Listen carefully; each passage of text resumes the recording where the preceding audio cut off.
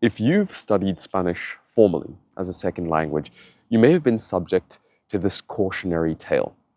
It's a common joke that teachers use to illustrate that cognates are not necessarily semantically equivalent, that there are such things as false friends. The story goes like this. A Spanish-speaking man proposes to a woman. She, not speaking Spanish fluently and being somewhat flustered, answers, "Estoy embarazada," trying to say, "I am embarrassed."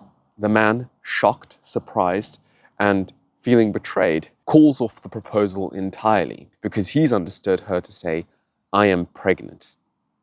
Now, this is kind of funny for the first few times you hear it, but it's actually not perhaps the best example of a false friend or a false cognate because firstly, they are genuine cognates. Embarazado in Spanish and embarrassed in English actually do come from the same root. And both meanings, the modern Spanish meaning and the English sense of to feel some degree of public shame, are actually in the same semantic range. And we only need to look at the etymology to really get an idea of this. So embarrass comes into English and Spanish from the French embarrasser. Now that itself might actually come from the Italian noun imbarazzo. Either way, what we know is that the French embarrasser employs that historical prefix "en," which comes from Latin en or in, meaning to put into process something, or literally to put something on or in. And barrasser comes from barrum, a late Latin word meaning bar. It might actually be of Germanic origin. There's a little bit of dispute there. But be that as it may, quite literally, the French embarrasser, from which the Spanish and English get embarrass and embarazado from, means to put a bar in someone's way. Embarrass initially meant, in English as well as Spanish, to literally impede someone, to encumber their progress. And in fact, this was the case in English until fairly recently. In conventional military speech, we actually see tons of missives, for example, from the American Civil War, which talk about embarrassing the opposition's march. That is to say, obstructing it, preventing the opposition from marching and reaching the territory that they want to at the appointed, desired time. And it's not too difficult for us to move from this original sense of embarrasser, to embarrass, or embarazar in Spanish, to the modern meanings.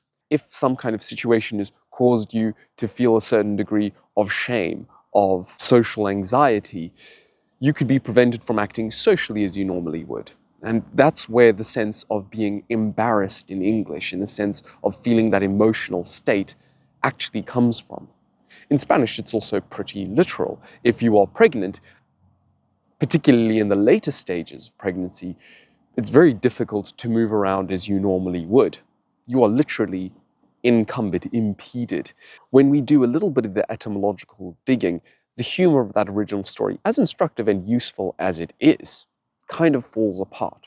But that isn't actually just the case with embarazado and embarrass. A lot of the time when we come across what are often presented as false friends or false cognates, they're in reality actually pretty similar. They operate within the same semantic range of the word that they both originated from. Perhaps one of the more extreme examples today might be how in Spanish the verb molestar simply means to bother someone, to annoy them, to irritate them a little bit, whereas to molest in English has come to mean something far more serious. And a lot of English speakers, again, laugh at this when they see the Spanish verb being used commonly. But we forget the fact that the English term has firstly actually changed a lot within the last few decades. If you simply look at works even from the mid-20th century, molest still had the sense of simply to annoy something or someone. As often happens with words associated with rather unpleasant topics, it's undergone quite a dramatic semantic pejoration.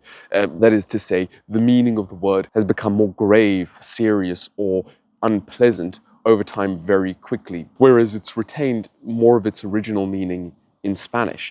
So, I hope you like this video. Next time you come across what's represented as a simple false cognate or false friend between English and Spanish, keep in mind that there's probably much more similarity between those two words' meanings than you initially think. I hope to see you in the next video, and for now, I will say muchas gracias y adiós.